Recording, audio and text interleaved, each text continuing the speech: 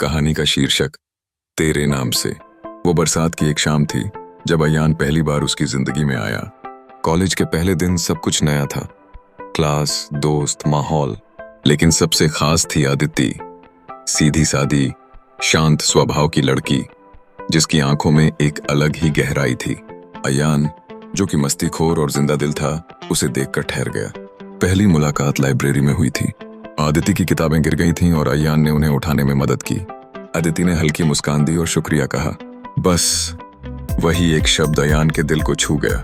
कुछ हफ्तों में दोनों में हल्की फुल्की बातें शुरू हो गईं। अयान, जो कभी किसी एक लड़की पर रुका नहीं, अब खुद को बदलता देख रहा था।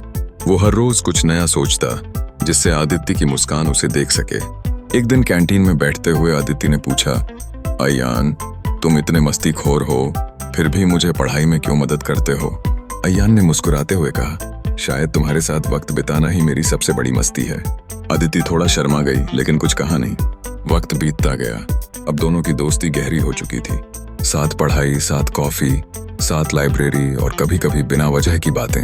एक अजीब सी कसक अयान को महसूस होती जब अदिति किसी और से हंसकर बात करती।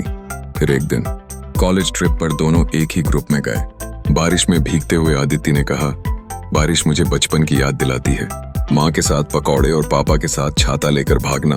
अयान चुपचाप उसे देखता रहा, फिर बोला, अदिति, क्या कभी तुमने सोचा है कि कोई तुम्हें बिना कहे बहुत चाहता हो? अदिति ने उसकी आंखों में झांकते हुए कहा, हाँ, पर मैं चाहती हूँ कि वो इंसान एक दिन खुद कहे। उस रात अयान ने तय किया, अब और नहीं छुपाना। अगले दिन कॉलेज के गार्डन में उसने अदिति से कहा, मैं तुमसे प्यार करता हूँ अदिति, हर उस पल से जब से तुम्हें पहली बार देखा। तुम्हारे बिना सब अधूरा लगता है। अदिति चुप रही, उसकी आंखों में आंसू थे। तुम रो क्यों रही हो? अयान घबरा गया।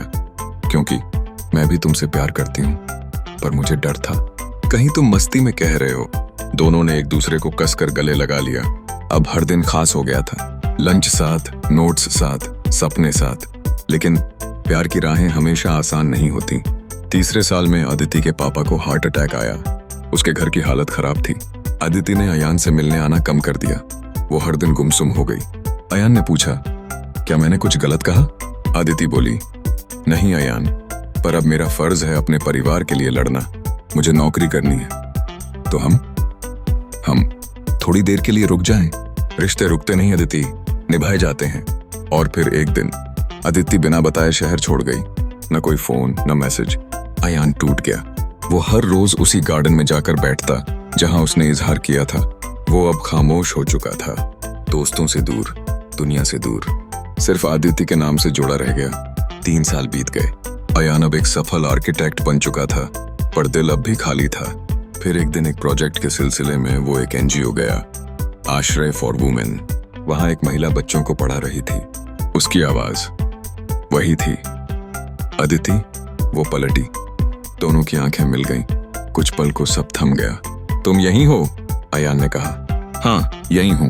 तुम्हें बहुत मिस किया, पर उस वक्त मैं खुद से भी नहीं मिल पा रही थी। अयान ने बस हाथ थामा और बोला, अब कोई दूरी नहीं, अब जो भी हो साथ में होगा।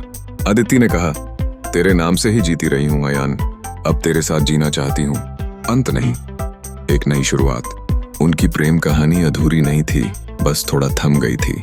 अब दोनों साथ थे, फिर से, पूरी तरह। शिक्षा, सच्चा प्यार अगर दिल से हो तो वक्त और दूरी भी उसे मिटा नहीं सकते। बस विश्वास और इंतजार चाहिए।